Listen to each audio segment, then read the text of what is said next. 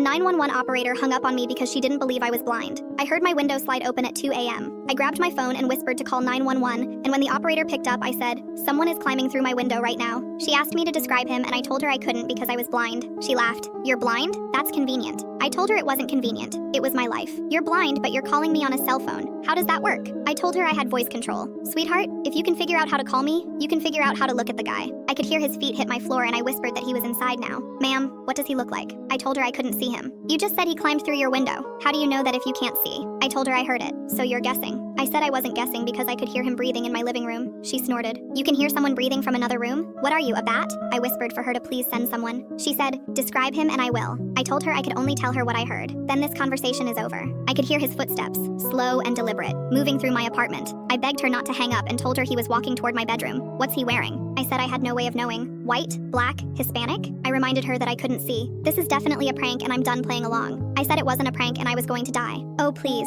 if you were really scared you'd give me something useful instead of this pathetic little act." I told her he smelled like cigarettes and chemicals, that he was wearing boots because I could hear them on my hardwood. Wow, cigarettes and boots? That narrows it down to half the men in the city. I begged her again to please just send someone. Real blind people have caretakers or guide dogs. They don't live alone making up stories about intruders they can't describe. So either you're a liar or you're insane. The footsteps stopped because he heard me talking. I whispered that he knew I was on the phone. She chuckled. "How dramatic. You should be an actress." I could hear him breathing right outside my door and I begged her to just send one car. "You want me to pull a unit off a real emergency for your performance? There's a woman whose husband is beating her face in and you want me to send help to your fake break-in instead? You disgust me." I whispered that I didn't want to die. "Then stop lying and give me a description." I told her once again that I was blind. "And I think you're completely full of crap." My bedroom door handle rattled and I screamed that he was opening my door. She said, "This is your last chance to admit this is a prank before I have you arrested." The door creaked open and I could hear him step inside. I screamed and she said, "Keep up the blind act when the cops come. It's very convincing." The line went dead. I could hear him breathing heavily in my doorway. I pressed myself against the headboard and listened as he walked toward me. My phone rang so loud I screamed and I answered with shaking hands. A different voice came through, older and sharp. "This is the 911 supervisor. I was listening to your call and 6 units are 60 seconds out. Are you still in your bedroom?" I said yes.